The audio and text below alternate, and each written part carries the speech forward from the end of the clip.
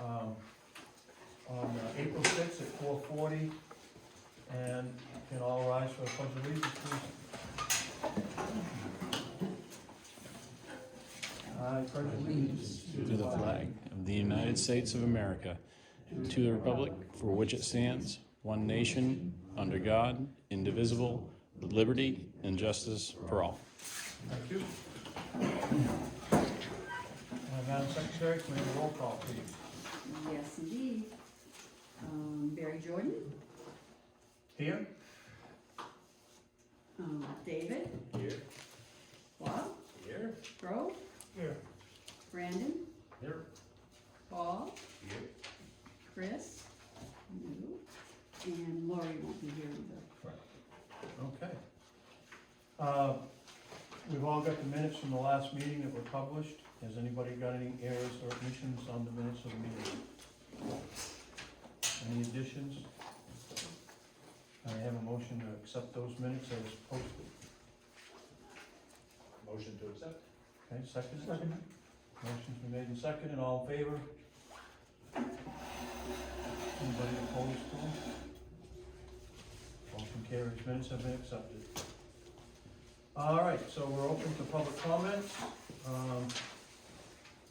We got a big crowd on hand tonight, so everybody try to,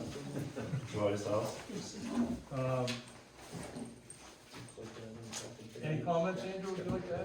I have some things I'd like to discuss with the Okay. committee.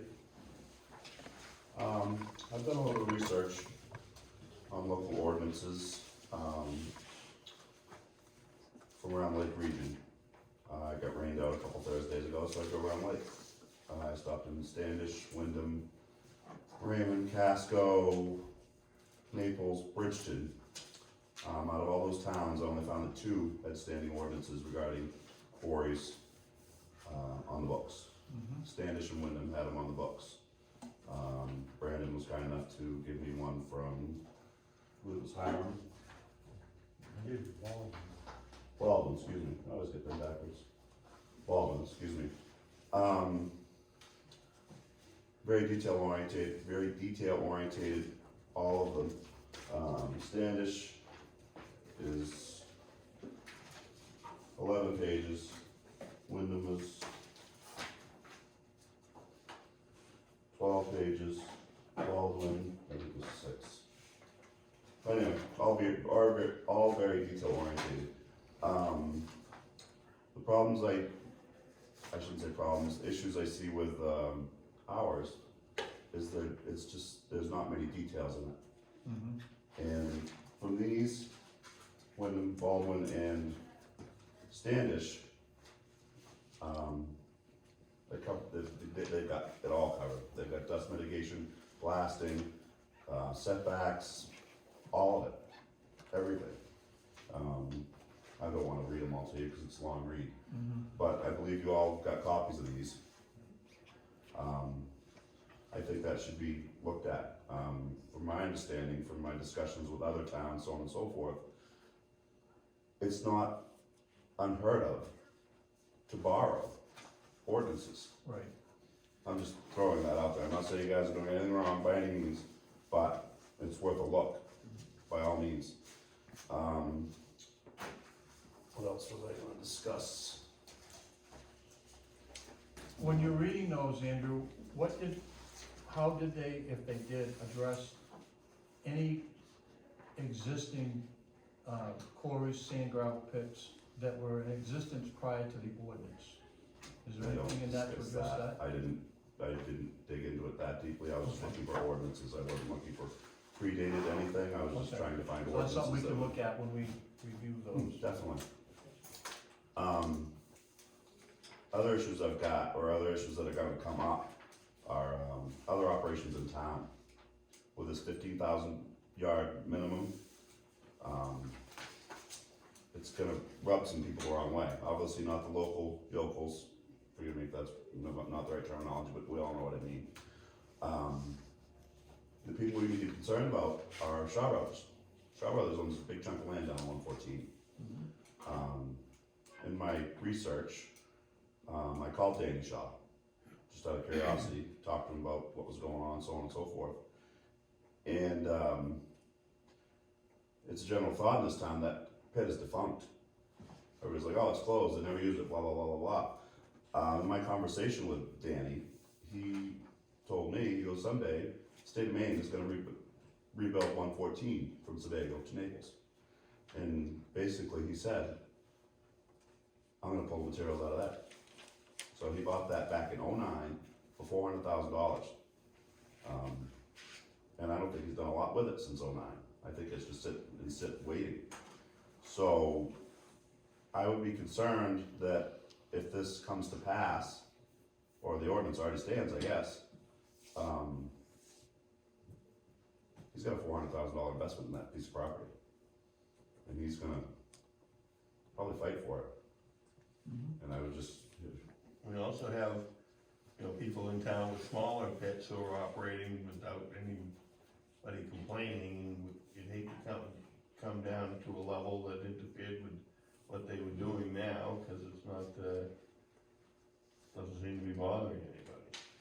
So, that's something we need to think about. I mean, right now, I don't know how much Annis is moving in and out, and I don't know, but, There is a, go ahead. there is a case study in the town of Lemoyne, Maine, that actually had a large operation, and they changed the zoning, changed the ordinance, and reduced the size of their operation by a substantial amount.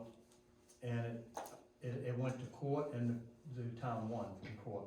And the ruling was that, I don't have all the details, but in a nutshell, just because you've been taking out X number of yards for 20 years, doesn't mean that you're entitled to take that same amount or more out every year thereafter, and that the towns have a right to regulate their town and what's going on in town, and they have a rights to reduce the size that your operation is if the town feels they need to. So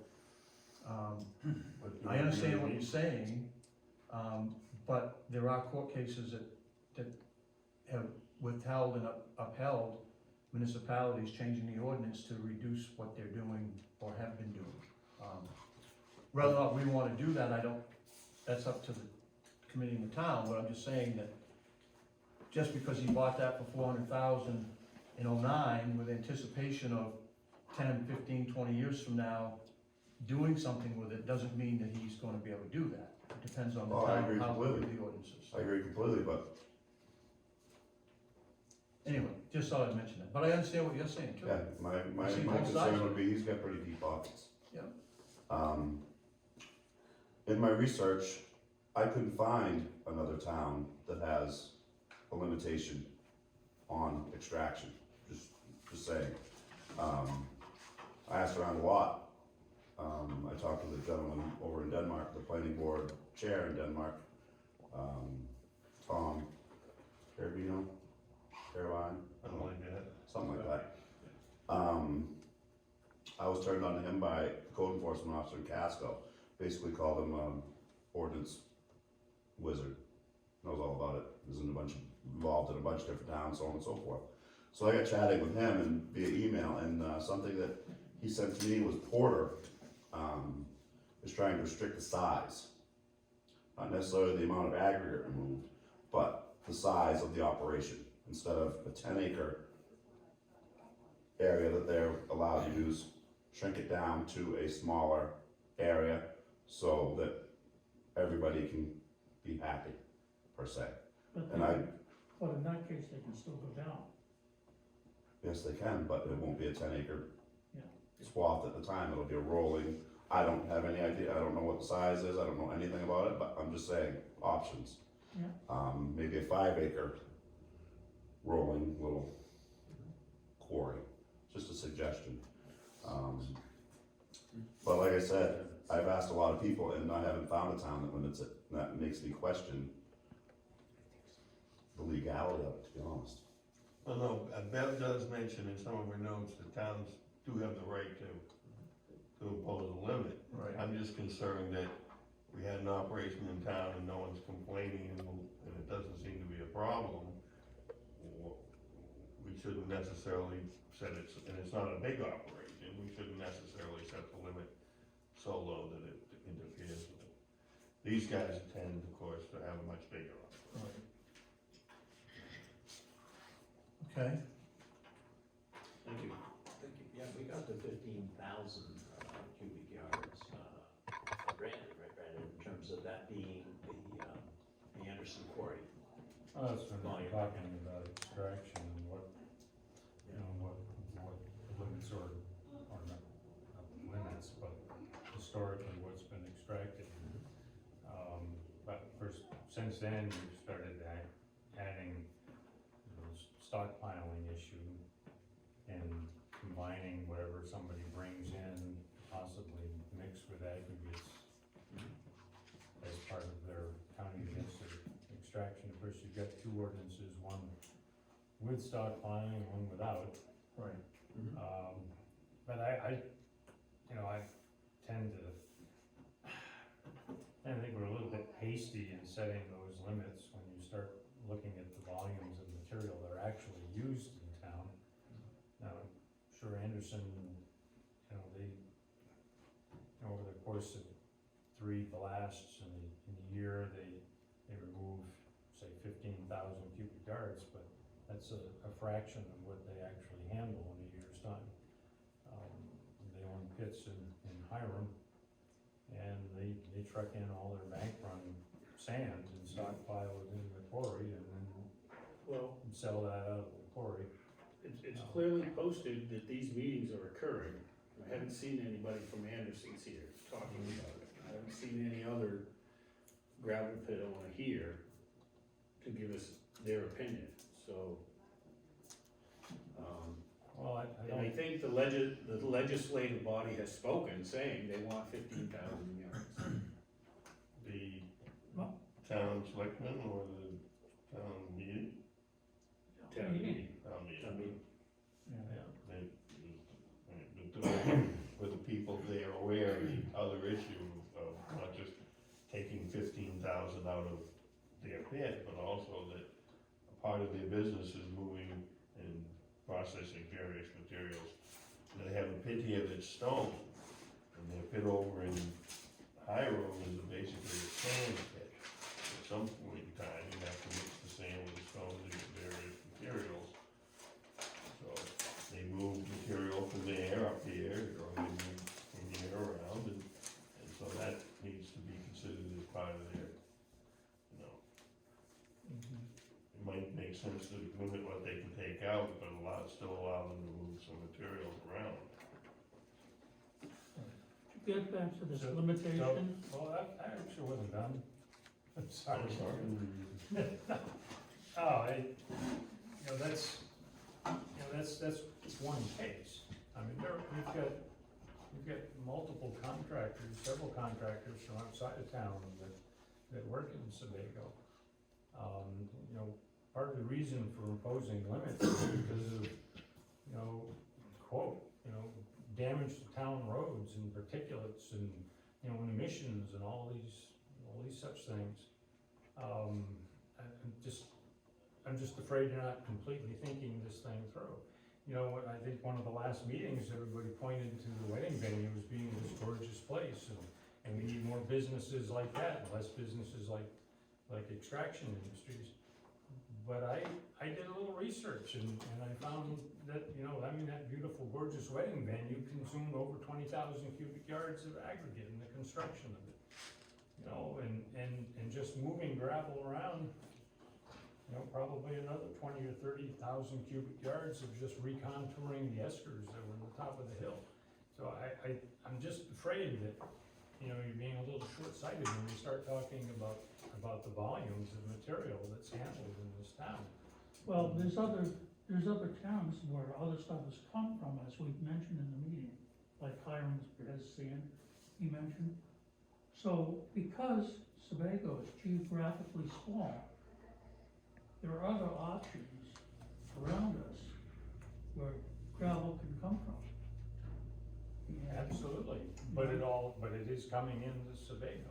Right. So, every bit of the material that went to that wedding venue came from out of town. Right. It all came from What would that West Walnut. that would constitute stockpiling, would it, if they're bringing it into backfill? No, it doesn't. And It still exceeds the limit. they're not, No, but it, but they're not stockpiling it or It's not a extracting it. quarry. It's not a right, quarry. but remember, your whole point of imposing limits was because of emissions and damage to the road. Well, That's not the whole point. you're not, No, No, I it's don't. not. That was part of it.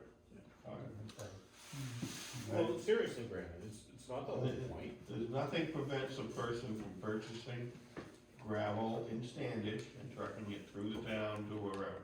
Right, Right, fix to That build their happens. road, that's not, and there's a lot of resources for that in the surrounding towns. but that's not stockpiling and that's not Right. extricating it out of the ground here to sell commercial. Right. They'll bring it in to build a road, backfill a foundation or something. Well, one of the reasons that I was, late is I spent 15 minutes on the side of 114 down by the school with Paul Anderson. He flagged me down to get back to me with the voicemail I left him that I had some questions for him. He was actually heading for my house, but he didn't realize we had a meeting tonight, so he's waving at me, so for all those people that saw me talking to Paul Anderson, yes, I was, okay? I asked him, how many times a year they blast, about 3 or 4. I asked him, pretty much what the most they've ever taken out is. It's about 15,000 or so, maybe a little more. But I also asked him how far he was from the nearest residence, because one of the proposals in here was no blasting within 2,000 feet of a resident. And then there's also, in the prior draft, 2,000 feet from the nearest residence to have any extraction. And he's about 500 feet from the nearest resident. And that residence was there when he started his quarry. And he's had absolutely no issues with that neighbor or any of the other neighbors in the area. He tries to blast minimally, he tries to directionally blast so that the least amount of vibration and noise and whatever from the blast affects the neighbor. But he's blasting 500 feet from somebody without issue. So it's, whether or not we wanna put in, our ordinance a less than that footage, or, change it to a village and rural residential and then rural district and have different footages depending on where you are. It's tough to grandfather somebody, because once you're saying, well, he's okay to do that much there, but You've already he's set not precedent. okay to do something there, then you open yourself up for potential court liability, so. I don't think so. But I guess the question is, Barry, if somebody comes in with within 500 feet of your home, regardless of what zoning it is it a good thing? And wants to blast? Is it a good thing? I don't think it's good for any resident. I don't either, so I don't think you can put it So, necessarily per district, but you might have to have something in an ordinance. You have a different case with Paul, okay? I've worked with him I've hired him off and on for years, and you don't, I'm gonna build him up here. You don't find somebody as conscientious as gonna directionally blast, like you just mentioned. Right. So, 500 feet's too close. So we heard we testimony have the to- other night that the ground will move a mile, an inch. That ground will reverberate an inch, it actually moves an inch. So, I guess this guy is lucky, or maybe he's got a good house, I don't know, I know like in East Sebago, there's a lot of fieldstone foundations. Mine is, half of mine's fieldstone, Sure. not very rugged.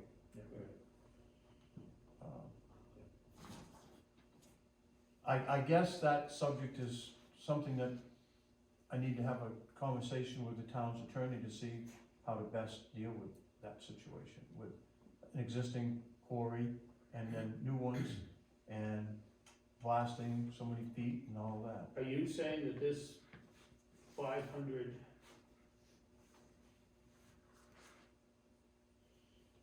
if we put 2,000 feet on there, are you saying he's no longer going to be able to blast? In my opinion, that's correct, Existing quarry. but it's existing, so if you can give an exception within the ordinance for existing. Yeah. However, the KM Tuttle pit is, I don't know, 600-700 feet from the nearest residence on Route 11. He's never blasted, I don't think he has material there to But- blast, does he? so his blasting wouldn't necessarily be grandfathered, right, because he's never blasted. Maybe a new I have a- understanding. We own a property on Middle Springs Road over in Wyndham.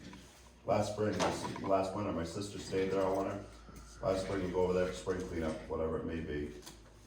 She's like, they've been blowing some stuff up down the street, and I'm like, what do you mean they're blowing some stuff up? She's like, multiple explosions a day, and I'm like, what are you talking about?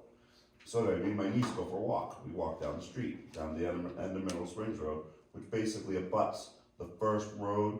If you go across White's Bridge, headed towards Wyndham, on the left, there's a little dirt road that goes in there. If you stay to the left and you go all the way up in there, it brings you to a property that used to be called Bass Lodge. It was an old defunct mansion that was sitting up in the woods. Somebody bought it, destroyed the building, and it was just this ginormous piece of granite. Huge piece, just granite, the whole thing was granite. And the thing that dumbfounded me about the whole thing was it almost looked like the abutter on Mineral Springs Road, at the end of Mineral Springs Road, forget the term, but basically pissed the guy off because he blew up granite from me to Dave from his house. And I'm talking holes in the granite, not little holes for small explosions, holes like this drilled in the granite. So, and I'm talking, they were moving, I have pictures, tremendous amounts of granite. I mean, this foundation went 14 feet in the ground into the granite. So multiple explosions, and I find it, if the ground moves an inch within a mile, what does it move from me to Dave? Why is that house still standing? And I haven't heard us think about it, and that's a pretty tight-knit little neighborhood. I'm just saying, I have another thing to say too. Another thing Tommy Shaw said to me, Danny Shaw. He goes, if they close that pit to me, instead of us driving by 50 houses to get to the project we may get in the future, he goes, we'll be driving by 500 houses. So that's just food for thought. I've been to all the appeals board meetings and everybody's concerned about trucking. We want to keep that in mind too. A friend of mine brought up another note. Years ago, they rebuilt 114 from probably, what is that, the bottom of Long Hill to Northwest River Road. If this ordinance stood in place, could that project be done? There's tremendous amounts of fill that went in there. Tremendous. So does it have to come from Sebago? Well, again, the ordinance Yeah, doesn't have anything to do with building roads. Okay, I'm It's just- stockpiling, Will this affect the town itself? I mean, you've got, what is the town using salt sand a year? 5,000 to 8,000 yards a year? Anybody? I don't have any idea. something like that. Okay, so that's all coming from one location, and then they go tear up a road and they bring all the fill down there. What happens if, Municipalities are usually exempt. okay, well, I don't Yeah, know. He's working on an exemption for the municipality. Okay, I don't know, that's Yeah, why I'm he asking. is. But no, good question. Gotta be, talked about, and Tim Murphy's working on that language for that, to get it right. The way I figured is the town voted for 2,000, or they voted for a 15,000, removal. And we're complete, so, we're looking at it. There's the distinction though, there's removal, and then there's the business of moving it around and storing it in various locations. I think Probably. the spirit of that stockpiling was that if you can extract 15,000 yards and 15,000 yards of ledge aggregate ground up could mix with, and I don't even know the number, but just say 50,000 yards of regular gravel, and then you crush the two together, now all of a sudden, you've got 65,000 yard pile of crushed gravel. So you got 15,000 coming out of the ground, 50,000 coming in, and 65,000 going back out. So you're not dealing with the truck traffic in that respect at all, because you've got 65,000 yards coming and going. And the spirit behind having a limitation on stockpiling was to limit the truck traffic to our roads by saying that you can do 15,000 yards, but only a combination of, and maybe 15,000 yards is not enough. Maybe it should be 20. I that's.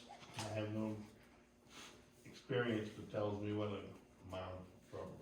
I think we need to know maybe from some of the other contractors what they typically bring in a year and move around. And our goal is to protect the town, but not to put people out of business.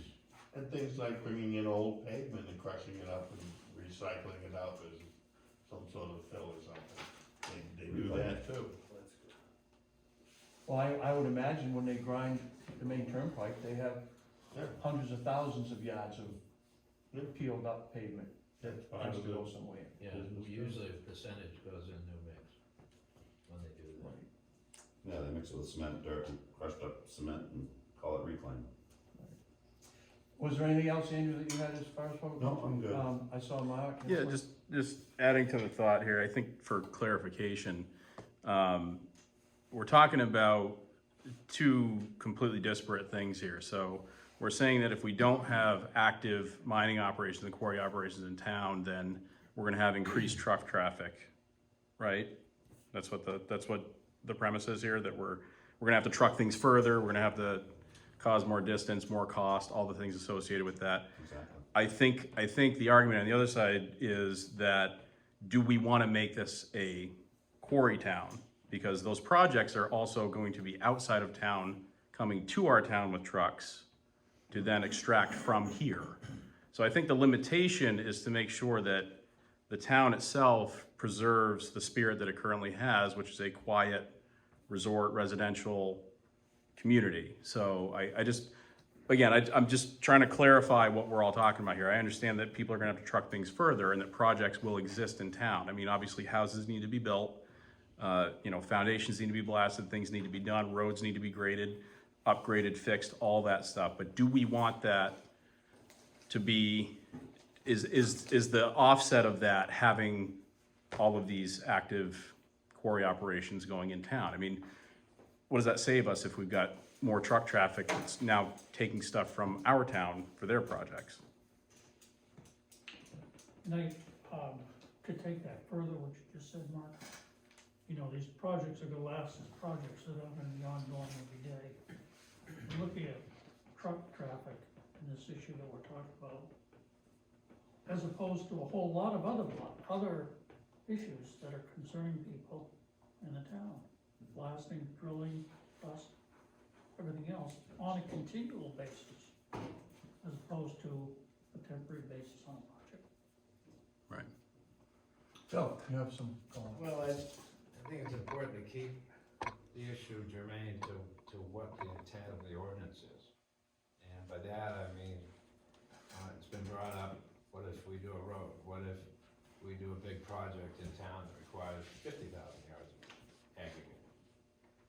That has the advantage of going through the planning board for an approval process in which all of these problems can be addressed by the standards on the projects.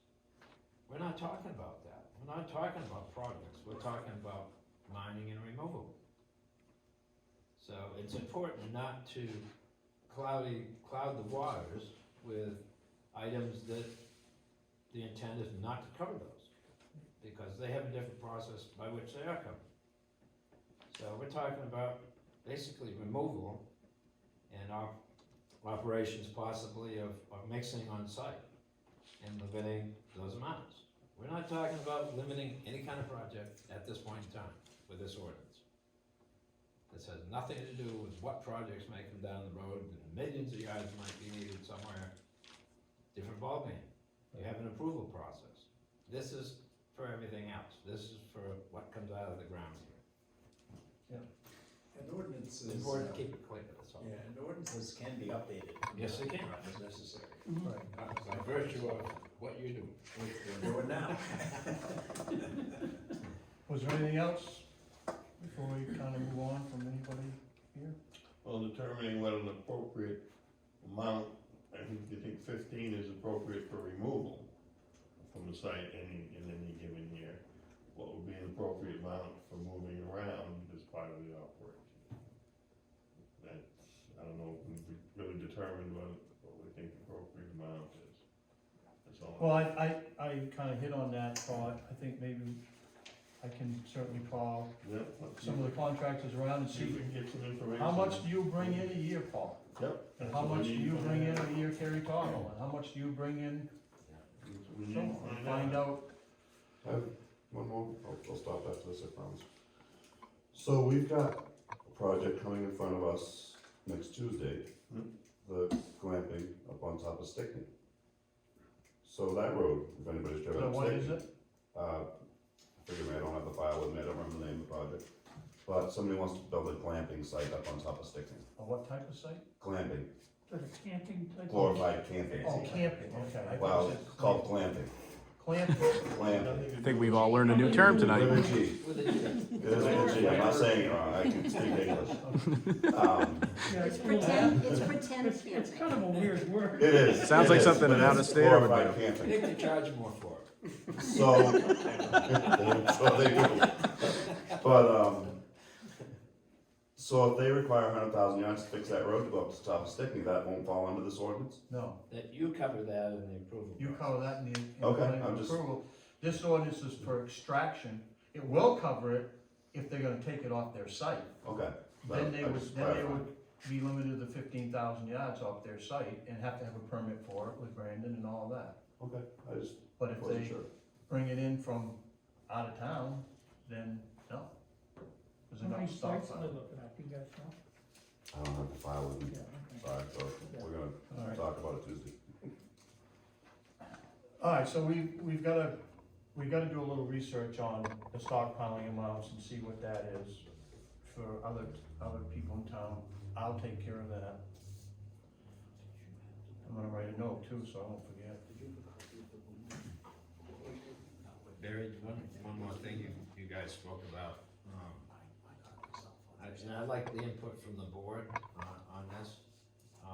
Barry's been going back and forth with the attorney. You may at some point decide that you want everybody at a meeting and do a virtual meeting with the attorney as a part, that way everybody gets their input and as part of the conversation. That can be helpful sometimes, may not be needed all the time, but that's something you may wanna consider. I certainly don't have a problem asking them to come back up here and meet with us again. It Either can with- be virtual, it can be a phone call. Over. Yeah. Yeah, we can set up a phone too. So just, there's options. Okay. So he did send us a couple of, drafts the other day. He sent them to Brandon, Michelle, and myself, and Michelle sent them to the board. We also talked last meeting about asking the selectmen to actually set an amount for, the fee each year, which right now it's all up in the air.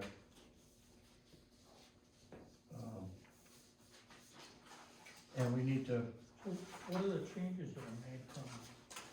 well, basically, he took out the extraction from 2,000 feet to, he added the blasting.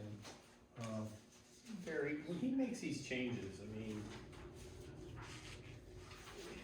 we gotta see the changes.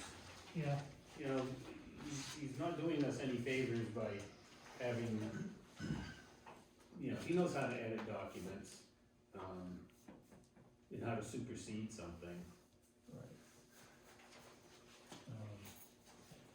Well, he took out, and I didn't know that he did until I got a copy of it, which I distributed to everybody Yeah. through Marcy.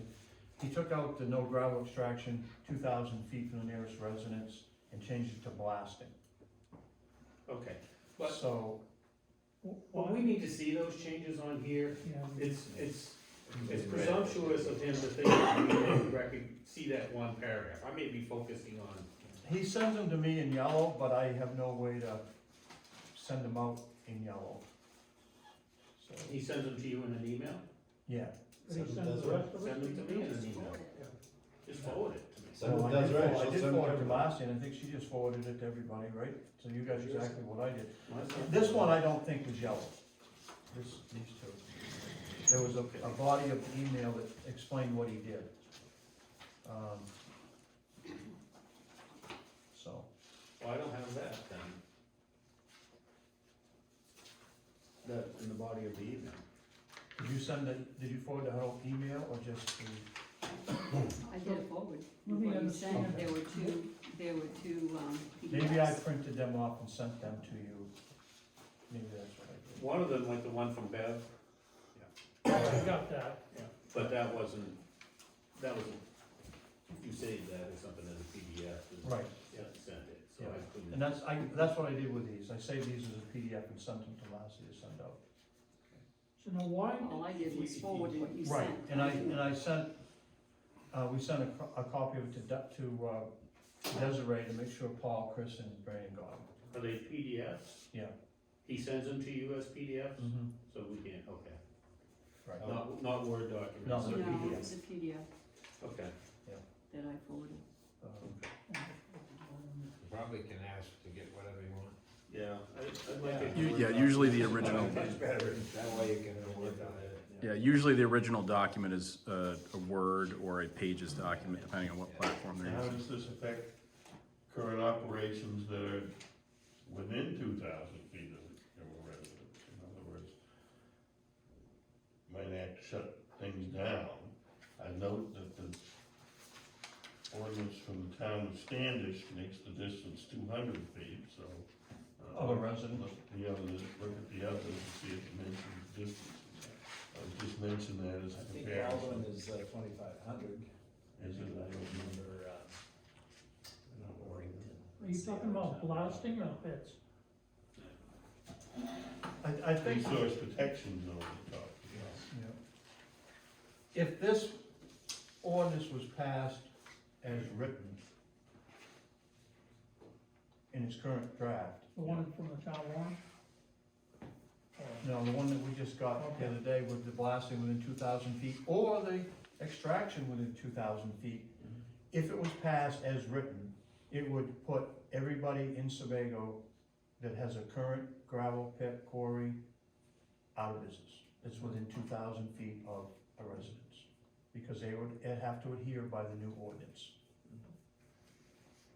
We can't write an There's exception. 1,000 feet. Well, that's what Well, I have written down and talked to the attorney, that we probably have to do something for existing. looks like Yeah, the same I mean, I'm- 1,000, 200 there. Well, if you stop and think of the intent is to keep things pretty much as they are, Yeah, in a sense. Yeah.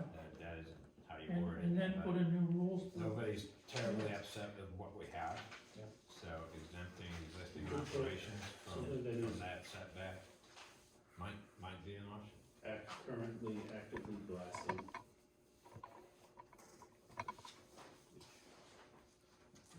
The same way. You have the right to upgrade ordinances to be what you want it to be in the future. Yeah. So And, you can. Wyndham, it says 200 feet as well, appears to be what that language is. For what, Paul? According to the three statutes I looked at quickly, two are 200 footers, and one is 1,000 footer. Wyndham is 200, Is that for blasting? appears to be yes, for blasting, says excavation regulations, I assume that's what they're talking about. It may not be. Well, excavation and I'm just pointing out what I looked at in the other ordinances, I mean, distinguish it at some point. But that's, I think Phil's on, we don't necessarily wanna shut off what we have, we want to, you know, put some regulations in place for perhaps bigger operations coming in. I think the existing operations as well that are around, have had houses built around many of them, I'm sure, since then. So certainly they're gonna be closer, residences than they were there originally. Right. Our intent is for, I think for new quarries, in terms of where they're placed, so that they're placed in areas where they're not gonna bother anybody as much as possible. If somebody decides to buy a piece of property next to it later on, it doesn't disqualify it. Well, what do you do when, and I'm gonna just use the Camtado pit as an example.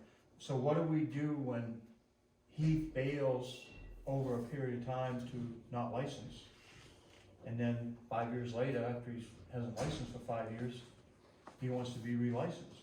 Well, he comes under the new ordinance, right? It's not That's right. grandfathered anymore because he let his license go. And you may wanna limit it to existing licensed operations. Mhm. You know, any kind of exemption or grandfather, whatever you wanna call it. Yeah, it would, I know this is not a public meeting, but it seems to be a little bit of a format here.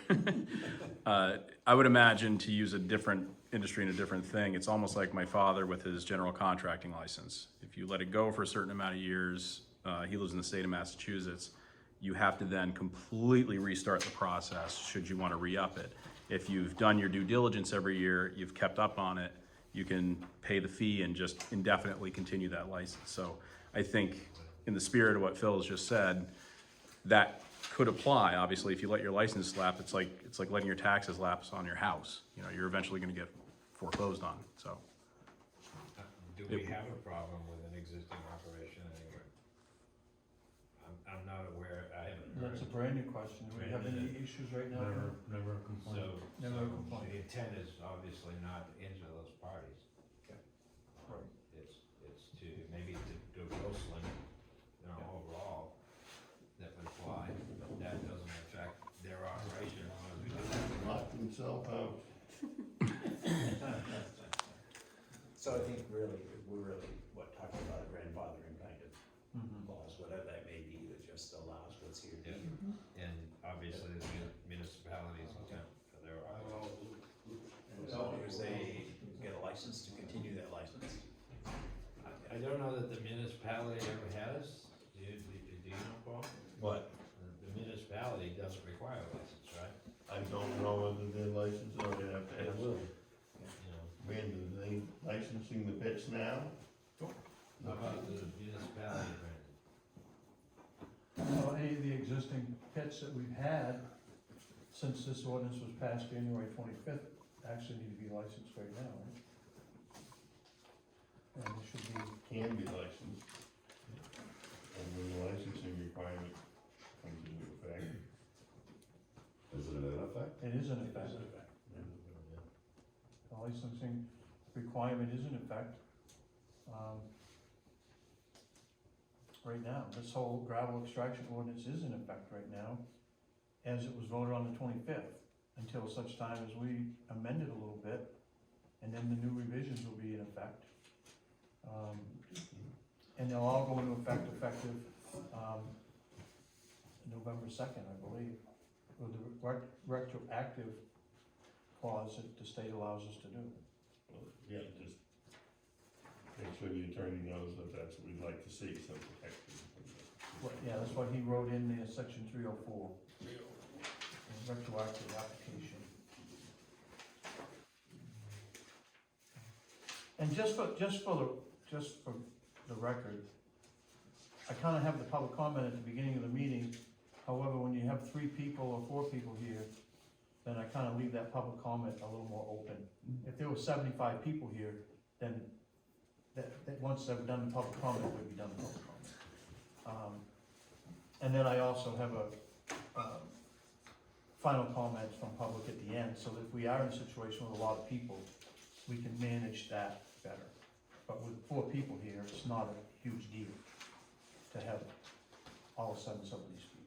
So, you're not violating it. Just trying to respect the- I know, I'm pretty rowdy. What we wanna do is have as many people as possible from the public to have their input and comments. Not try to, it's not, it's about what we think, but it's about what the people in the community think as much. And I wish more people were here. All right, so I'm going to check with some local contractors about stockpiling. I'm gonna talk to the attorney about the grandfathering existing businesses and talk to him about adding something about currently actively blasting, see if that should be added in. I think the 2,000 feet in the ordinance worked perfect until we have existing businesses that are closer than that, that would harm the current businesses. Well, you do have existing businesses that are close. Right. And now, you've got blasting is sort of a blanket statement. Thank you for your comments, Andrew. How are you gonna deal with, power line company wants to blast because they've got this happens on a daily basis. This isn't, I'm not just making this stuff up. Right. When they're putting in telephone poles, it's not uncommon to run into lead and they have to blast in order to set a pole. I can probably count 6 times last year where we had a blast put in a foundation to dig a cellar hole. Running ledge. Brandon, in section two oh six, No, we're not talking quarry operating, we're talking blasting. Brandon, in section 206 here, it says noise mitigation, vibration mitigation. No person or party shall engage in explosive blasting as part of any extraction activities within 2,000 feet of a residence. So I believe the extraction, Alright, well, that defines it, then. okay, So anything, And that 2,000 feet might incidental need to be blasting for revised. cellar holes and water lines and It's poles quarry, would it's- be exempt from this. that, the blasting is relevant to the way I read it, to this quarrying. I think it should say specifically that those activities are exempt, because, want to eliminate any confusion. It's not a bad idea. So, Brandon, are you under section 206. So, is that where you wanna put it to clarify that? I haven't really thought about where to put it. Exemptions would be, Well, I mean, something under 208 is what they gave me here, that would basically said, this applies to quarrying activities in a licensed quarry, not to construction activities, which we seem to probably be talking about. Like, somebody wanted, it should be in there. I mean, extraction is extraction.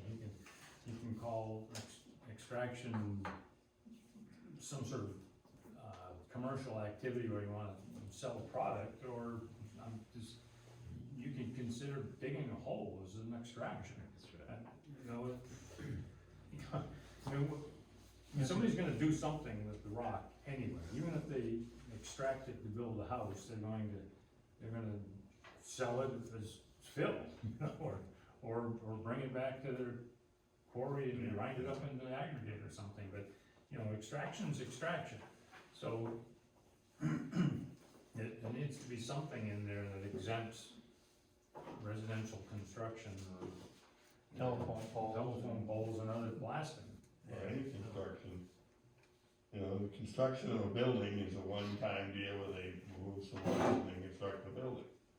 The quarry is an ongoing operation of extraction. Yeah, but it doesn't say quarry, it says any extraction, so. I think we're trying to they're into that. bringing on a right-of-way situation, I know it's different than blasting and your definitions and so forth. It doesn't apply to utilities. They can get on a right-of-way, go underwater, or whatever they need to do to get to an island, or whatever and they're exempt from the standard situation where you can or something on the right, okay? Well, they're exempt from some things, shoreline zoning for one. Is there a blanket, is there a statute that just? For commercial or. You borrow into an ordinance like this that covers utilities and the normal stuff that has to be covered that way? Maybe, and the utilities, I don't know about celulose. Well, I mean, you're using the example of telephone poles, I and mean, we don't even have, we've all had to blast. we don't even have you know. any kind of process of notification of anything for any of those. Yeah. So, oftentimes you don't even know what happened. Right. So if somebody blasts for a foundation, I guess I kind of agree with you, because you're extracting that out of there after you blast it, so you can put your foundation in. Yeah. And they don't need a permit to do it, right? No. I mean, and they don't have to notify the neighbors. I think in 99% of the cases, residential stuff is not what you're talking about. This is a commercial gravel extraction Right. ordinance. And doesn't that say that it's commercial? No, No, Does this It is does not. extraction ordinance. it's an extraction ordinance that homeowners are exempt if they fixing their own road up to the, and the reason it doesn't say commercial and industrial is you don't have to define that in this ordinance if you don't put it in there. Yeah. And I guess in that respect, the 15,000 limit, is probably appropriate. Right, okay. Because even if it's a homeowner, and he's doing more than 15,000 yards, so they may have a problem.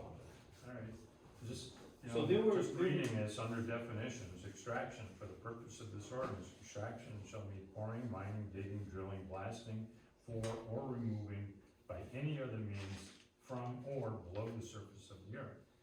So, I mean, that, extraction, the way it's defined, it means any hole you dig at all. You could do it in one of two ways, you could either positively do it by saying this statute applies to commercial, or applies to ongoing mineral extraction operations, something like that, or you could apply it, say that. We made that recommendation several meetings ago, that it should be defined as commercial extraction, but Well, how about A these? lot of them remember that, a lot of meetings later. But you also could do it in the negative by excluding it, saying construction and road maintenance, et cetera, is not covered by this ordinance. One of the positive statements of that it's limited to the certain activities, the other is negative and excluded. So the goal of this was to get the average person or farmer out of this whole situation, right? So hundreds of people line up here every day trying to get a permit. Alright, well, that's why you recommended. Does We should this do define, that draw now? a distinction between commercial and non-commercial operations. As long as you define commercial correctly. Because I guarantee, if you start limiting the farmer, Right, right. you're gonna end up, hearing from the Department of Agriculture. course, Because there's a but- thing called, the Farmland Protection Act. So any ordinance that you propose that's gonna regulate a farmer or a forestry operation's gotta go to the Department of Agriculture for approval before you do anything with it. So, Those are commercial too. another, reason why I'm pushing for commercial operations and. So, I wrote that down, highlighted. define it, so I'll commercial in your circle mind. back to I mean, them on that. So Beverly has, Commercial is something for profit, Right, so, Exactly, so. okay. And, and it's not just selling, a few extra, making a few extra dollars. Commercial has to be a substantial portion of your income comes from this business. So, something that you rely on for your income is a commercial operation. Could be. And a part-time. farm selling eggs or selling beef even or something like that, which you're allowed to do now, is Right. not, That's doesn't what it trigger. used for years. No, that's not a commercial Wasn't operation. making enough money. so a farm stand isn't a commercial operation? Not unless somebody relies on it to, for their sole source of income. So like Mayberry Farm is a commercial operation. That is a commercial But operation. if I put a little little lean-to down at the end of Stevens Road sold strawberries, that's not a commercial operation, it's- because I'm not making my living from that, so that would kind of, But at least make it clear to the attorney we'd like language I to don't take know that, I don't know if I buy that. that class of, Right, if you make that distinction, you know, that would protect people that, you know, we do have cases here where we've got some awfully long driveways, you know. The one that comes to mind is, you know, right out here, I mean, it was 0.92 miles, you know, and that every bit of the aggregate for the base of that road came off the property. You know, and that was, you know, more than 15,000, yeah. oh, it was, this it one was, down here and down. it was in excess of 34,000 cubic yards that were excavated off that property, processed, and put back on the road. So, you know, that's not a commercial operation, that was a private operation. You know, so again, once again, if you draw that distinction, you know, you're effectively exempting operations like that. Now, the one that Andrew just brought up, you know, it's not a glamping site, it's actually a wellness center, you know, if you want to get specific about it.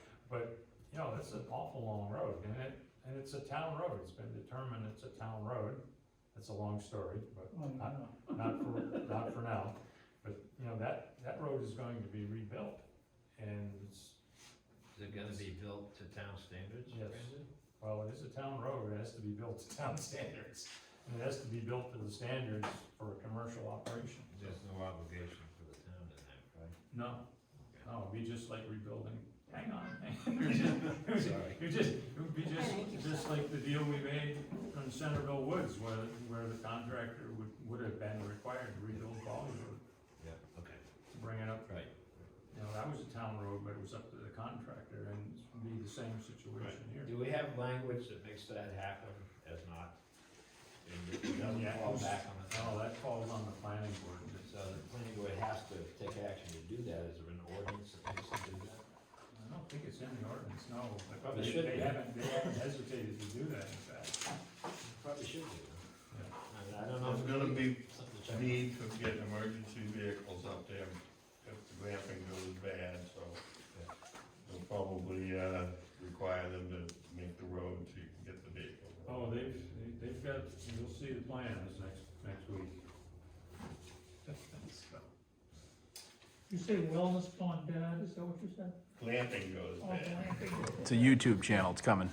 He's been itching to say something. Does that therefore become clamping? I don't know. Somebody mixes your drinks for you, I think is it amounts to. If you start to define commercial as somebody making a substantial part of their income, aren't you getting an awfully big gray area? Do we have to look at somebody's books to decide what's commercial? I mean, it seems like you've created a more gray area by trying to make it less gray. Did Bev have a That's why we'll answer ask to the this? lawyer how he'd like to spell that out, which is the best way to exclude. We already have a definition in a land use of industrial, and we could probably easily add commercial, but you're right. And you can't make it a profit-driven thing, like if you make profit, because everybody would lose money. So you can have a major operation and lose money, and, well, I can do what I want because I'm not making profit, so it can't be profit generated. It's gonna be easy to monitor. This has come up in the past, you know, in lack of specific definitions in our ordinance. You know, I think the language is even in the ordinance, that you refer to the ordinary definition, you know, either legal or just regular dictionaries for the definition of words. And that is actually passed, it's been passed a legal test. We've had a case where we had a situation where there needed to be a distinction between commercial and non-commercial production or agriculture. Well, how do you monitor that? Show me your books? You know, it was, It seems like a big wiggle area, big old room. well, it can be. Well, where does it define dollar volume in the word commerce? I guess, I don't understand. Oh, that. you have to dig for things like that. You know, I don't know what it is, the Department of Economic something or other, they have definitions for actually specific types of activities, and they define small company versus large company. And it's amazing, you start reading some of that stuff and you start reading the dollar amounts and what defines a small business. You know, the US Department of Economic Development, I'm not sure the department, but they define, you know, they get into aggregate production. And they define a small business, small gravel extraction business as something with less than 500 employees and less than $548 million in gross assets. I mean, that's anything less than that is a small business. So, you know, it's an eye opener when you start looking at these definitions. But they do exist. I don't know them. You know, when I need to know one, I look one up. Well, we can also set our own limits on what commercial is. Why can't we do that? Okay. And your definition could be more restrictive and not less than. So, okay. So I think the question came up, in one of our meetings is, what's the value of 15,000 yards of aggregate? And according to Paul Anderson, that's about $140,000. That's the value of that. So, It's about right $9 a cubic yard, I think, something like that. And so it's the wholesale but just to price. put a number on what 15,000 yards is, you know, how much? It's not $1 million, it's not, you know, it's not a lot of money in the sense of, It's 100 loads. it's not a lot of money in the sense of what it costs today to produce the stuff, right? So, well, I've got a bunch of things here to go to the, attorney. I'm sure he'll be willing to address these for us. Well, we haven't even discussed this though. I mean, 'cause I Okay, got- so let's move on to I that. got a note here. Okay, so let's go, just starting with your notes, Dave. Okay, so on page 1, And which one are you on, Dave? good question, Perry.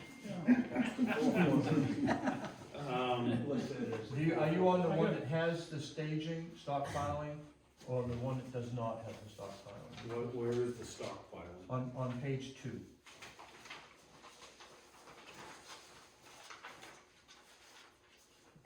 I guess I don't have any stockpiling. I don't either then. All right. No, neither do I. So, You, the two drafts that I sent you the other day, one has stockpile and one doesn't. can you copy I that? don't know if they open. You need a copier? So does that have a different section with the stockpiling? Stockpiling's under section 201. Volume limitation? Stockpiling. It said extraction, stockpiling, total limit, lot or parcel. I ain't got that. And he replaced that in the second one with the no blasting within 2,000 feet of a residence, under 206. So, but he also kept that 206 in the first one too.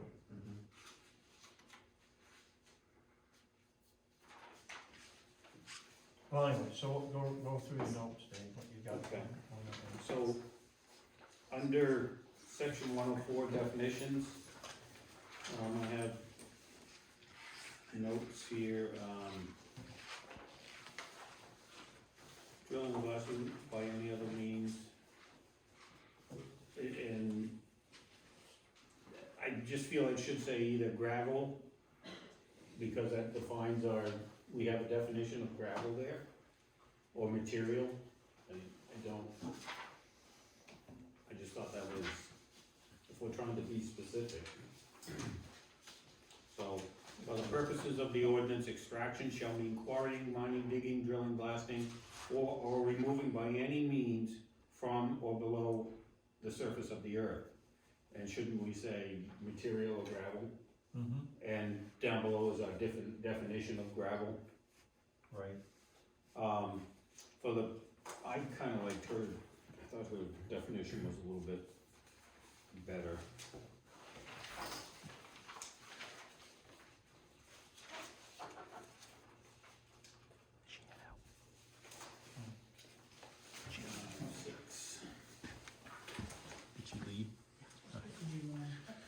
she has, gravel found in the earth, actually, it says, after soil. She continues on, loam, clay, or any such other naturally occurring unconsolidated materials on earth. I don't know if the term unconsolidated materials should be in there, because, in a quarry, I think what they're blasting is consolidated, right? Yeah. So, I would say consolidated or unconsolidated materials. So that's from Beverly's, page 6. At the bottom, You're talking about B. A, page, E, yeah. So what did you say again? So consolidated or unconsolidated? Yeah, she said, she included loam, clay, or any such other naturally occurring consolidated materials found in the earth. Mhm. And I would add Unconsolidated. unconsolidated in there. I don't wanna I see. put stuff in there that doesn't need to be there, but Mine says unconsolidated. so did mine. Yeah, unconsolidated means gravel. okay. Well, it may be important to take and put loom in there, because Oh, she's got rock in there though. if there's a lot of loom over the, Sounds like something she took from the definition of DEP from a borrow pit, they talk about unconsolidated clay and, it's overburden basically. So, Right. but, you know, she's including anything that's. Well, if they're taking it off the premises, Right, right, so, should be included, right? I don't know. well, it probably should, but if, you know, you run a danger when you get too detailed and you leave something out, people, you know, assume that you intended to leave it out because you have such a detailed list. So sometimes less is more, and when you just say all, it generally means all material. Okay. You know, if you Brandon, get too you have to- detailed, you know, you set a higher You had a good term for that, indigenous? Did you say indigenous, non-indigenous materials, that means materials that are from that site, right? Yeah, that's a good word, use that, indigenous. I like that, That means just native to the soil. as a last item in that list or something.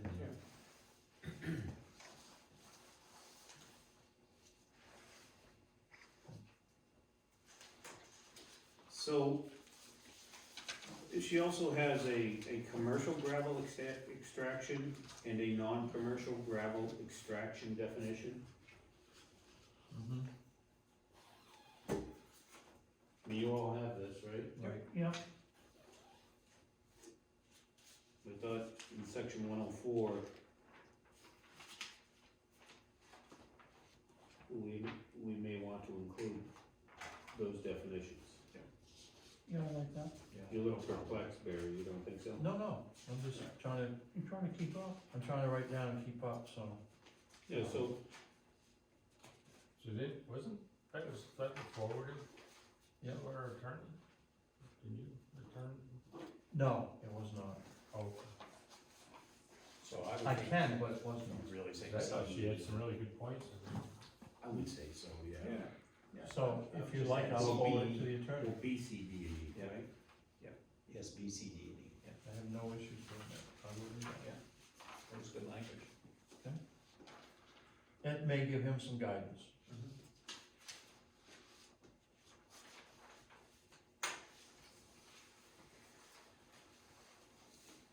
So I did a little math too, just for giggles, but 15,000 yards is 405,000 cubic feet.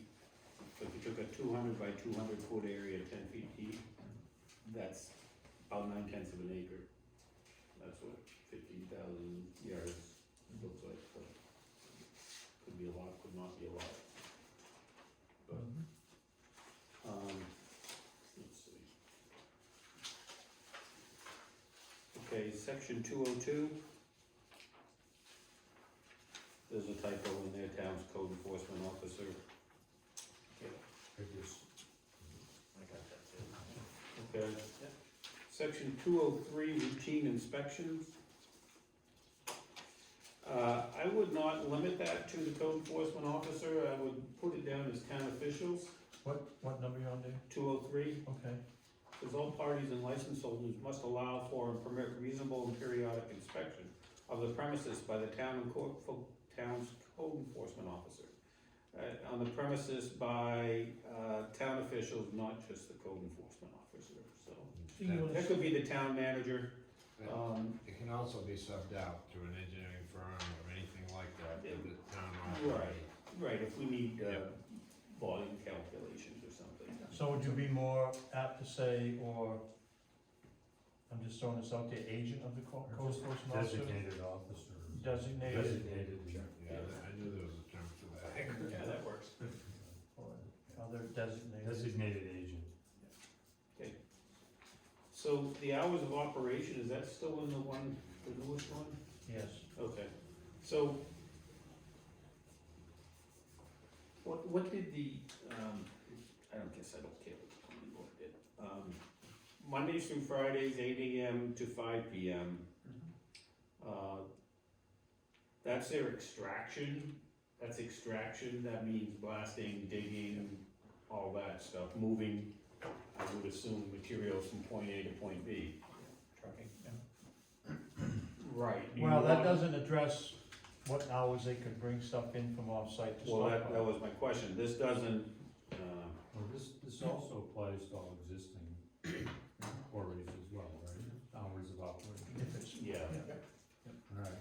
But this doesn't address trucks going in there and coming out. For instance, guy could, I don't know, leave his pickup truck there, leave his truck loaded there at night, drive his pickup home, come home in the morning, go back to work in the morning and drive out. Yep. Do we want them to wait till 8 o'clock? That's probably not fair for anybody in that. Not realistic.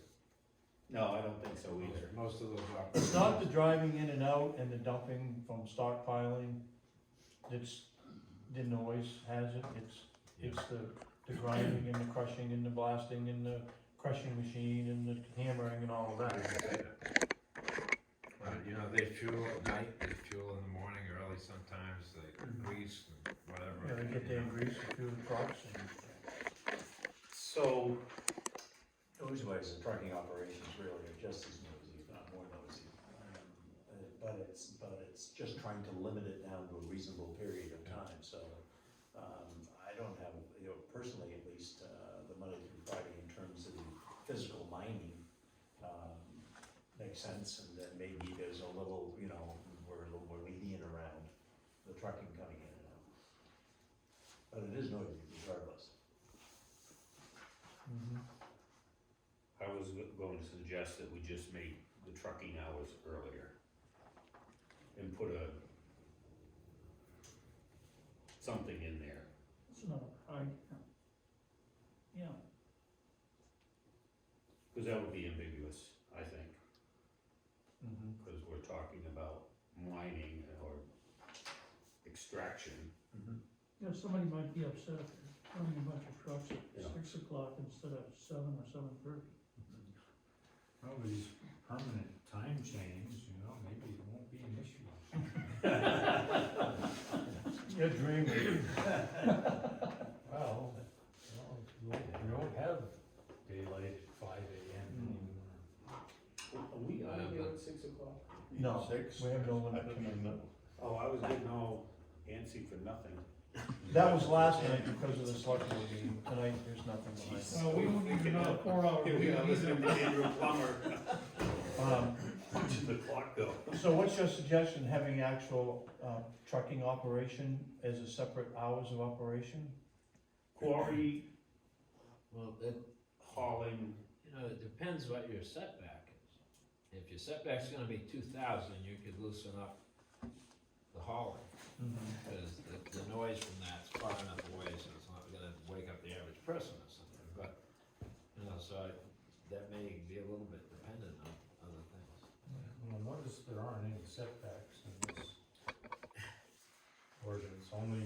only distance from blasting. Not yet. Well, Then we still comply our setbacks from the site plan. Right. right, and that's why when he took out the 2,000 feet extraction from the residents and put in 2,000 feet for blasting, that you could actually extract gravel closer than 2,000 feet, but not blast. So it's, And you can exempt existing operations that basically have proven they're not allowed. Okay, so, But does that's somebody wanna throw out a number there for trucking? A time? go ahead. 6:45 AM. I know you guys are late sleepers. If it's, I would again say, well, it's not just me, there's lots of folks Oh, that I- way, and with all our visitors coming in, we have lots of people vacationing. Well, realistically, you know, most of the houses down there are 25 feet from the road. You know, we're talking Route 11, and, Yeah. you know, it's already been established that Yeah. anything west of 114 on Route 11 is over 5,045 Yeah. vehicles a day travel that road. So, Can I say as a contractor that leaves my house at 5:30, I can tell you that Route 11 and 114 are very quiet that time of day. There's not a lot of, especially commercial traffic doesn't usually start coming through town until sun up, so. How about 7:00? 7 o'clock to Yeah, 5:30 or something like that. Yeah. And then on Saturdays, it would be 7 to 1 or something. 8 to 1, Truck traffic? truck traffic, 8 to 1.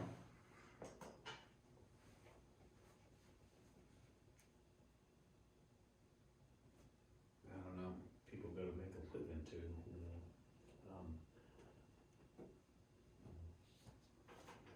Go ahead, do what you want. I wouldn't limit it to 1 o'clock, but I would, not truck traffic, I wouldn't. You got a 2 then?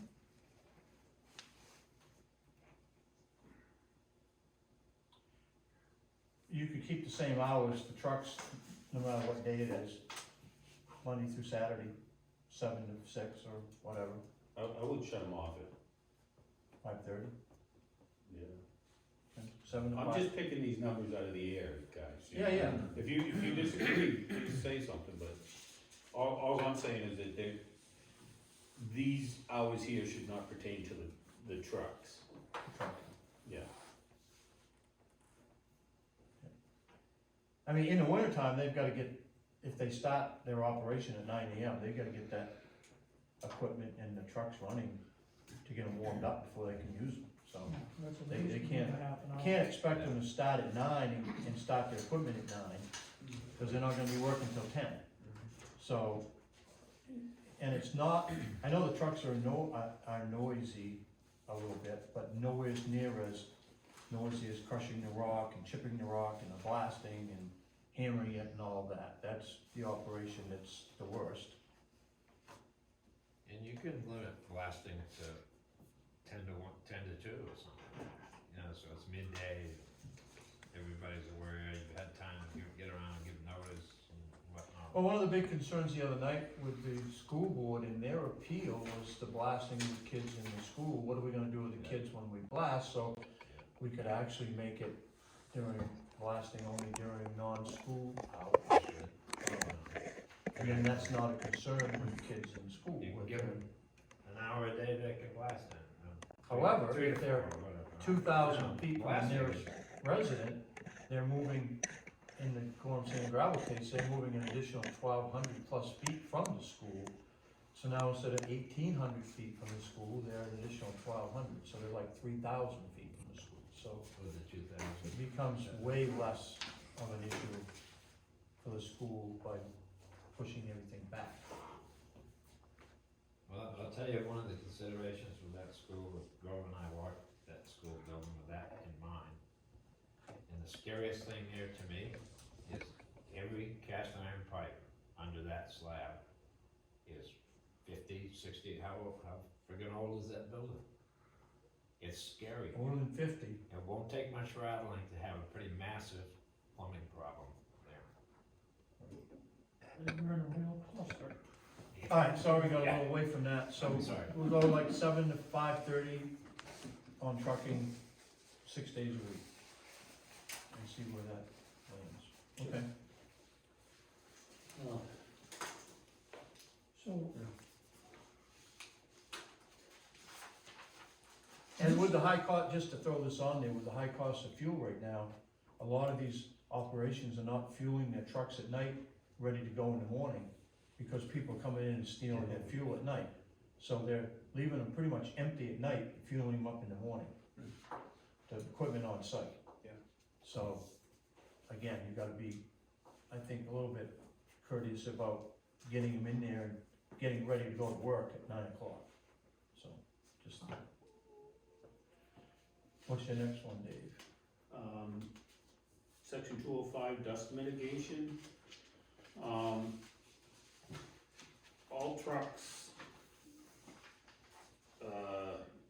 entering or leaving a licensed premise carrying gravel shall employ, use, or have deployed a dust mitigation screen or tarp on top of such load. I'd rather see a tarp, but Isn't that a DOT now, Brandon? So take off the word screen and just leave a top?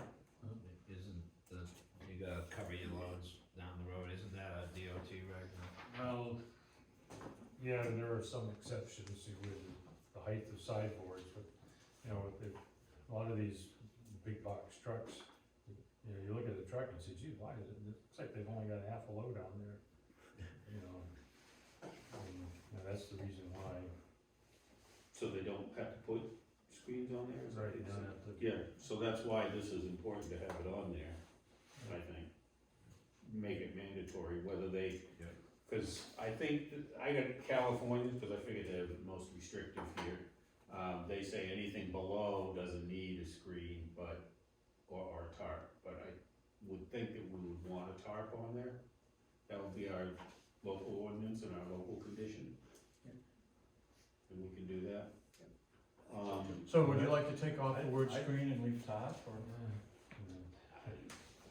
That could be one or the other. I mean, Yeah, I guess screen or top. I was trying to research, Well, yeah, If they there was make a- a big investment in these larger bodies, so they don't have to deal with tarps, cause they, but, you know, you can do anything you want. But, you know, when you say larger bodies, so that they can carry the volume without, having it extend above the body, right? That eliminate the need for the tarps. that's a state regulation. So if you can't see the load on the truck, how's that set? Or is it low over the top of the Well, I don't know what the exact measurements are, but there is a standard, so many inches below the sideboards. And, you know, they level the loads out, you know, they don't fill the trucks completely up, and they level the loads out. Because, you know, the tarps are pain, you know, they're always coming loose and flapping. In the winter time, it was, Another- you know, another micro. frozen and stuff. You know, I mean, they create a hazard themselves, and so. So is that already regulated by the state, that it would be a lot easier for us to let the state enforce that, or? The state does enforce it there, No, but we want, I would like to see something a little more restrictive. You gotta have a tarp, regardless of your vehicle. that's the way I feel about it. If they wanna take it off if they get out of Sebago, that's their choice. They do make tarps. What are you talking about? Large dump trucks or? Right, the Tractor tarps, trucks. the tarps are on a big spool, Yeah, I know. and, you know, They flip them over. Yeah, yeah, they flip them over. Yeah. so you're saying on large dump trucks, they don't have them? Right, like the wheels with trailers. right, they don't have the covers. just people looking. I mean, you for just money. read it in California, you know, they're below the bodies. If it's below the bodies, yeah. Well, that's what we're talking about, large trucks, the materials are below the bodies, so.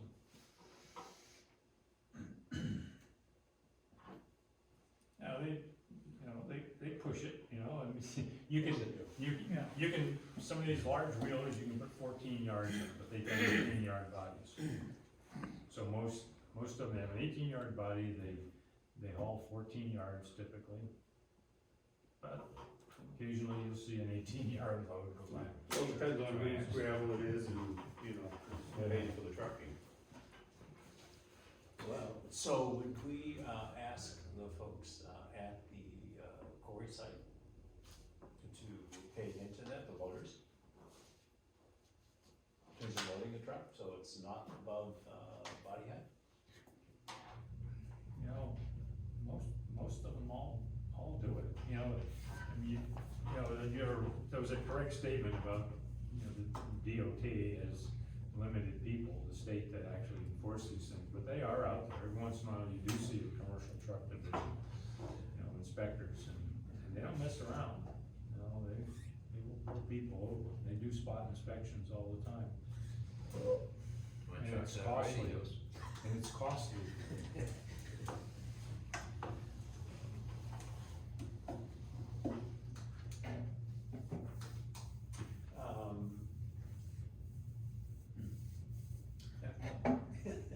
Being in the gypsum business for a number of years, it was a real problem when things weren't covered well, that's for sure, in terms of towns complaining, whatever else, when you have constant traffic going through the trucks.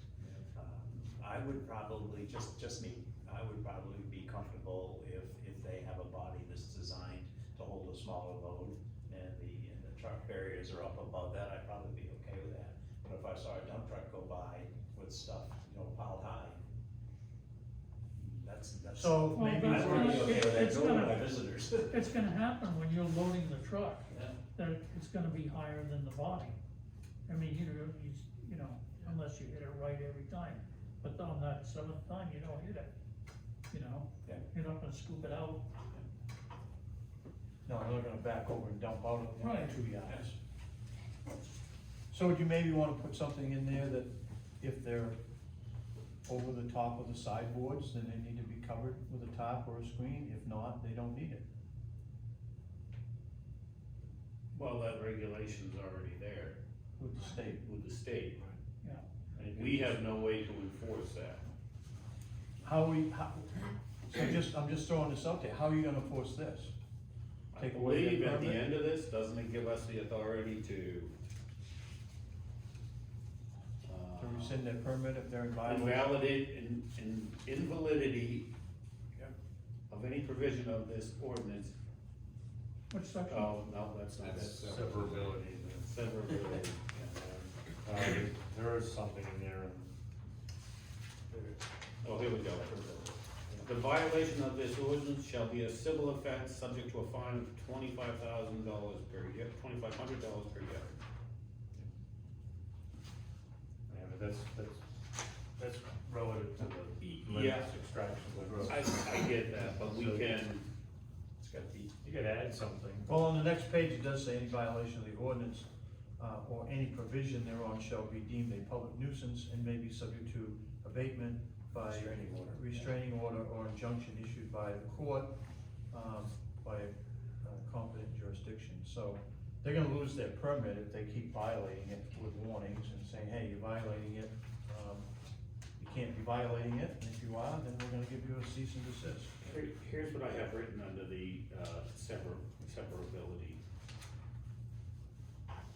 Is it severability or Yeah. severability?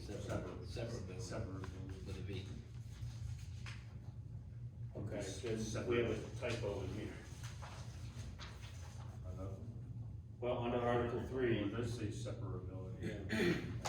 they both kind of make sense to me. Good separation. Alright, Hey, you're the attorney. Use what's already in the ordinance. It's a V.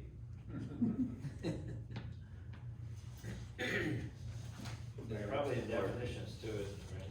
So you had something else? I did wanna say, under that severability, I wanted to include something about gravel spillage from truck bodies. This just means that, Severing here. It is big. you know how they load No, trucks, big. and they load it backs away and stuff gets stuck on the sides of bodies. Now, I know modern bodies are shaped so that that doesn't always happen, but it still does happen.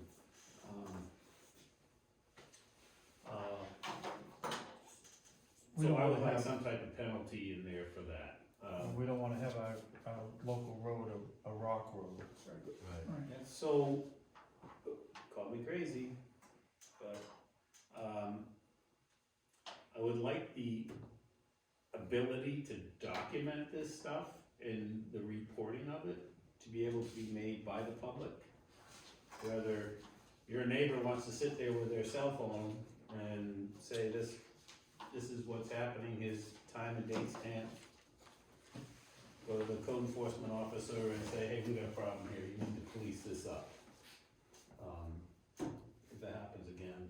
Well, they're gonna call the code enforcement officer and he or his designated agent's gonna check that out and give them a notice that they're in violation of. Well, see, he would need proof, I mean, Right. of some sort. I don't know how we can facilitate that, I don't know if it's a good idea or bad idea, we're wasting our time. That's why I brought it up. Well, they can install a video camera at the entrance. Takes a shot, very shot coming and going. Pretty simple.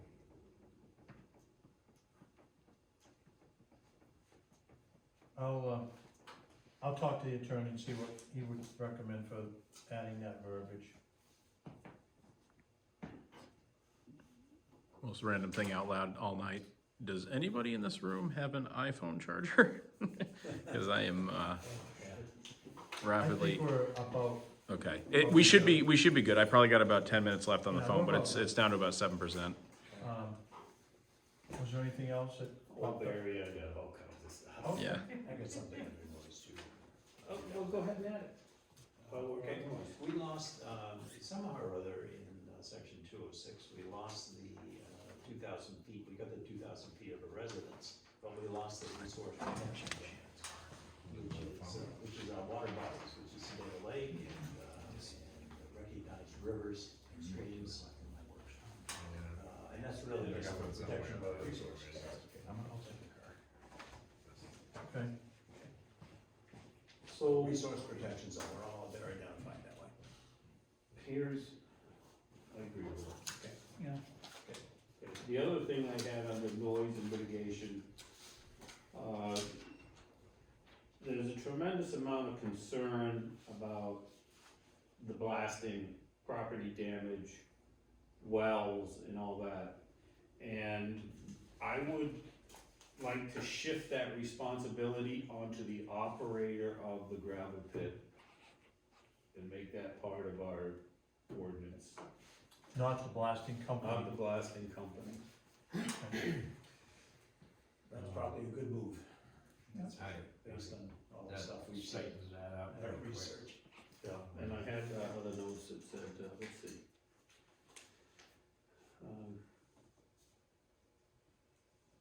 They must also show proof of insurance for this stuff on their annual license. The wording of the inspections and all that, can't remember where that was, if that's in our ordinances already, but it should be an option for all residents within this designated area to have an inspection by the operator before blasting. I don't know if we wanna do that before each blasting, or if we wanna do that on a quarterly basis. Can you say that again? Because that's already required. Yeah, well, Pre-blast surveys. pre-blast surveys, so tell me how that works exactly. Well, they have an option, it's not mandatory, they don't. Right. No, it's not mandatory that it's done, it's mandatory that you accept them into your house. too. Yes, It's not mandatory that you allow them to do the survey. They have to do the survey. right, so is that state reg or our reg? Yes, that's DEP regulation. So before every blast, Yes, and how do they get notified, direct mailings. how many days notice, do you know? I don't know, I've read it and I don't, it's one number that I Yeah. committed to memory. See where you're going. But there are notifications that are made. It's optional whether you want to have it done every time there's a blast. Could we make it a 30-day notification, would that hinder? I mean, I'm assuming a quarry has a schedule, they know that, well, we got 20,000 yards were blasted down, this will last us 6 months, so we're gonna do another blast here. But So is 30 days a reasonable period? Just excuse me for one quick second, please. I can look at the reg, you know, cause I don't remember what the Okay. time frame is, but I'm sure, you know, if you wanna make it at least 30 days, make sure that they get notified. Yes. I mean, I get your point, if somebody's off on vacation, they miss the notification. How about an annual, schedule issued?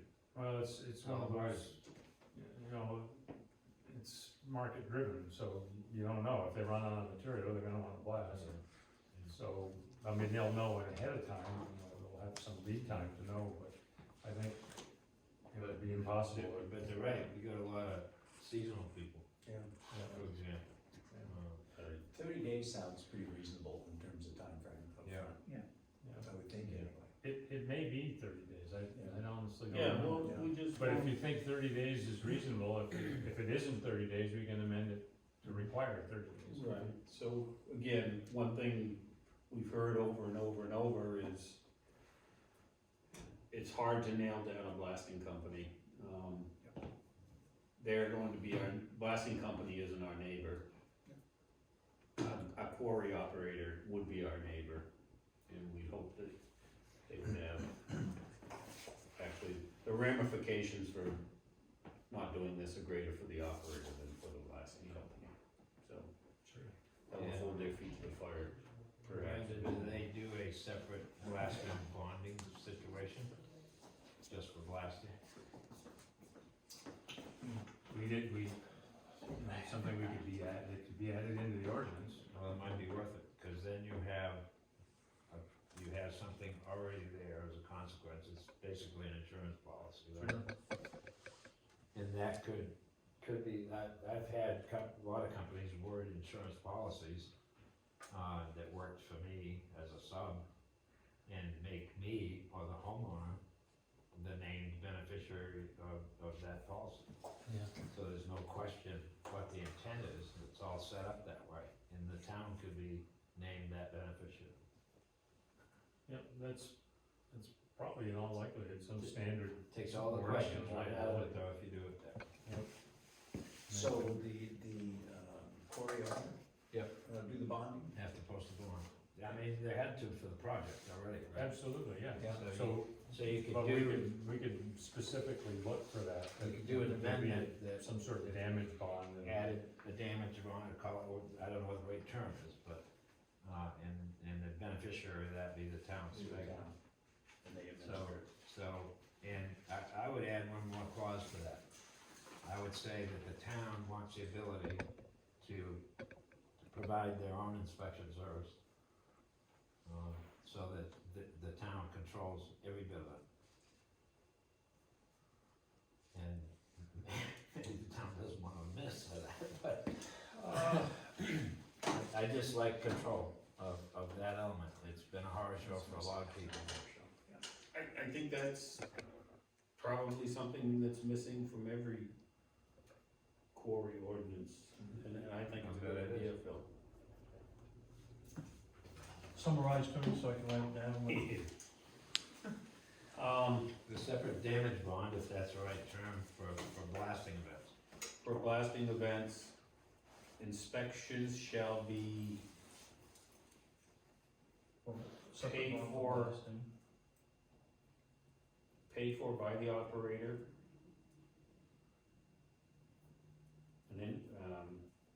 And performed by an independent agent of the town. And we could say at the town's discretion, I mean, maybe let them take it, run with it, if it becomes a problem, Yeah. they lose the ability to administer. There's a consequence right there they're gonna wanna avoid.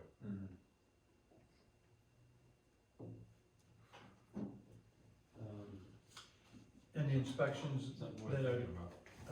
30 days, minimum 30 days notice for blasting, and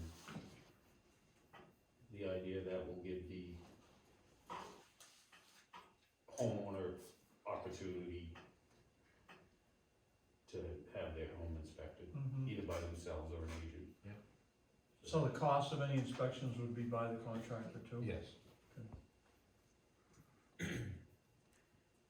But the problem you get into is when it's subcontracted, all of a sudden the original party that did all the promises and the whole process is no longer culpable. And that's a problem. You're talking about like a main drilling and blasting. Yes, Yes. when it's sub to them, Yeah. how they handle it Right. has got nothing to do with what's been promised the public, okay? And that's where it goes bad. So I know in the mortgage business, if you're doing a construction loan, the financial institution wants on the homeowner's insurance and the builder's risk insurance to have the bank know as a certificate holder. They So in the may require event that their insurance is canceled, we're automatically notified. Otherwise, That would be. they could cancel their insurance and you think they're all insured and ready to go and Well, next thing you know, they don't have insurance anymore. well, there's another procedural way to handle that, Barry. And what you do is you ask whatever the party is to have their insurance company send it directly to you, so you know it's a current certificate, because they can make copies and cancel their policy Oh, and you yeah. have nothing in here, okay? And that happens. So you take that away from them. You deal directly with the So we insurance would add company or the town. bonding agent, directly to the town.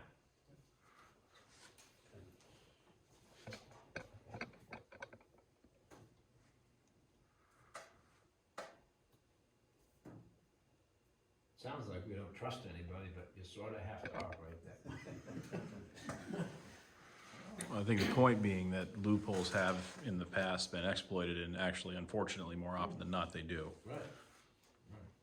And we'd have to check with the town's insurance to see how they'd want that certificate to be read, because it, like at a bank, it's XYZ Bank, its subsidiaries and the sign is, and the address, right in the policy. So that any late notices, they're not paying it, it's just like if you don't pay your automobile insurance, your insurance company calls you up, you got three days to get insurance and we're buying it for you. So, all right. Dave, was there anything else? Yes. Not on that section, anybody have? Nope. I'll say. Volume logs, once again, made available to the town's code enforcement officer, we had another term for that. I'll call it town official. The agent, Agent. town's agent. Town's agent, okay.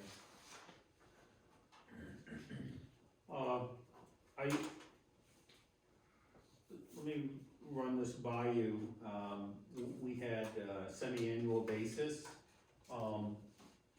if we're trying to keep it at 15,000 cubic yards, we probably should do it more often, and I would suggest 3 times a year. That way, you know, if they go over, we can keep them in check. I think you gotta be closer than that, Dave. Anytime I've ever done job records, DOT or anything, you gotta do it weekly. And what that allows is you to monitor as you go. Well, that's what I thought 3 times, but somebody throw a number out there now. Well, we talked about every 3 months at one of our prior meetings. That's a quarterly. You know what they're gonna do? They're gonna hand you a shoebox, and say, figure it out. You do it weekly, you know where you are every week. It takes some administration to do that. But you know when you're approaching, you can have a notice go out at 14,000 yards or something, whatever works. And everybody knows it's coming. You can see it coming. Every 3 months, you can do 15,000 yards in 2 weeks. Okay, it's 100 loads. You can do that in a week. So before you know it, 30,000 yards are gone out. And if you go 3 months, they're at 75 or 85. So we had a stipulation in here of a fine of $2,500, where did I see that? Right, per yard if they go over the, Gonna be very hard to prove if it's after the fact. So what would you suggest, Phil, in terms of, I mean, Monitor. deliver their log to the town hall, or? They gotta do a log. They turn them into town hall every Friday before the close of the day. It's their obligation. I mean, I understand what you're saying too, but I'm just thinking, is that what's done in other cases too? That's how you do job records for the state. Okay. They want daily totals. I had to do daily totals, but quite frankly, I used to sit down all day Friday was my paperwork day, and I did all the records for the whole week. It had to be turned in every week.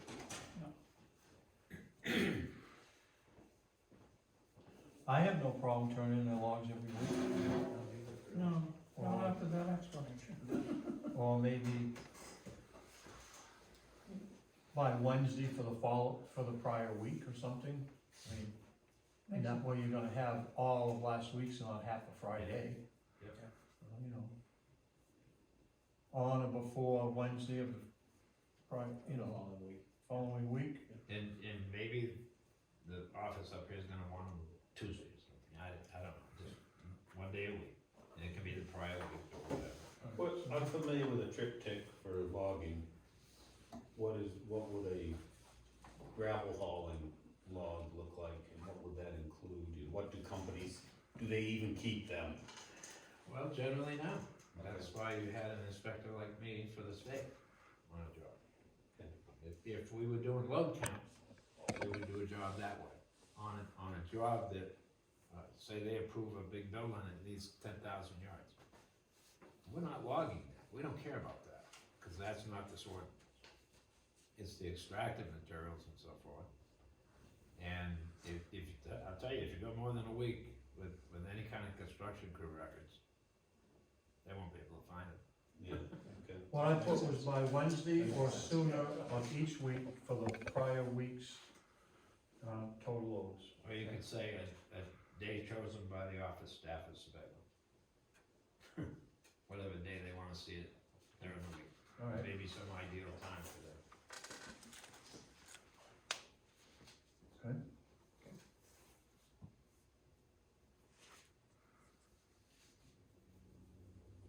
Was there anything else, Dave? Yes, Okay. it's early. Oh, it is, It's early, it's on a roll. I'm gonna be at 7. actually Good getting quite one, late. huh? What time's the building close, Brent? Building closes at 6:30. Just It's 6:29. a consistency thing, it says, removing materials offsite and those bringing materials in. We wanna say gravel to be consistent with our definition. Materials or gravel, what do we? What Well, section that's is what that we on did there? Okay, make it, let's make it consistent. What section? 207, no. What was I? 207, yeah. Oh, okay, so, Actually, if you use the same kind of wording, sorry, if you use the same kind of wording we used back on 104, okay. which was what, was it gonna be indigenous, I think it was, ultimately. Yeah. Okay. Well, that's indigenous coming out. Yeah. They wouldn't be indigenous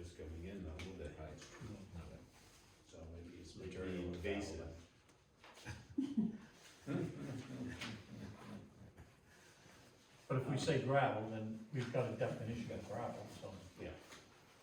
Okay. And then, what I had on the next page, page 4,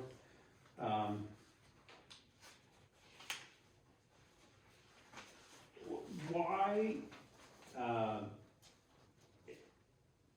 it says may be subject to abatement, which I means an ending, by a restraining order or injunction issued by a court of competent jurisdiction. Why can't we shut them down as a town? You should, Hmm? you should have that option via your